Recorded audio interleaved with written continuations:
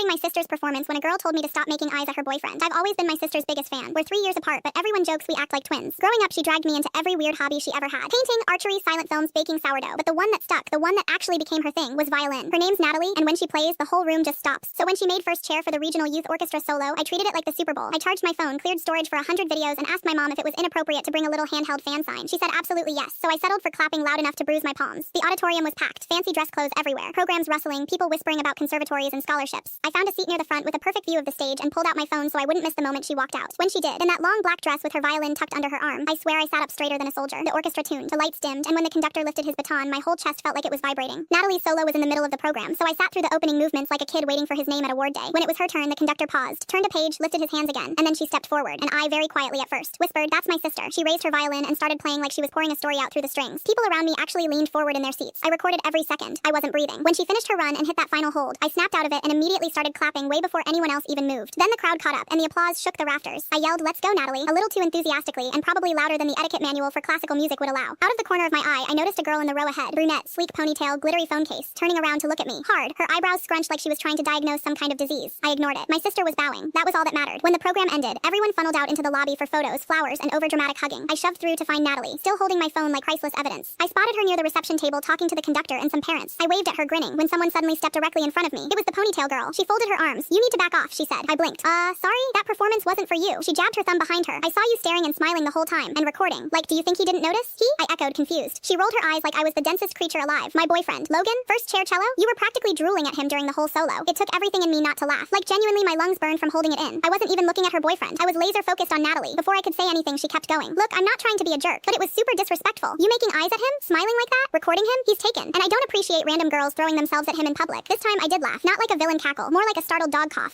I started, but she cut me off. "He's literally coming out right now," she snapped. "So just, I don't know, have some pride." Right on cue, a tall, shy-looking guy in a suit walked out of the side hallway with his cello case. Ponytail girl grabbed his hand and plastered on a smile. "Logan, can you tell her to stop?" "Evan," someone yelled. We all turned. Natalie was weaving through parents and music stands, still holding her violin. She practically launched herself at me, throwing one arm around my shoulders. "You recorded it, right?" she asked. "Every second," I said. Ponytail froze. Her head jerked between us like she was watching tennis in 4K. "Wait," she said faintly. "You two know each other?" Natalie snorted. "He's my brother." The blood drained from Ponytail girl's face so fast, I swear I saw the exact moment her soul left her body. Logan looked like he was trying not to physically leave the premises. You said he was flirting," Logan said. She was," she sputtered, pointing helplessly at me. "I'm 17, I said, "and also very much straight, thanks." Parents nearby turned to watch. One mom started laughing. A viola kid whispered, "Oh my God, Claire, what are you doing?" Logan sighed, shook his head, and said the quietest breakup I've ever heard in my life. "We're done." Claire's eyes bulged. "Logan, wait, I didn't," but he was already walking away with his cello case and whatever dignity he could salvage. Natalie squeezed my shoulder. "Did you seriously almost get beat up for cheering for me?" "Apparently," I said. She beamed, bright, proud, the kind of smile that made all the chaos worth it. "Best brother ever," she said. "And honestly, I'd do it again, every time."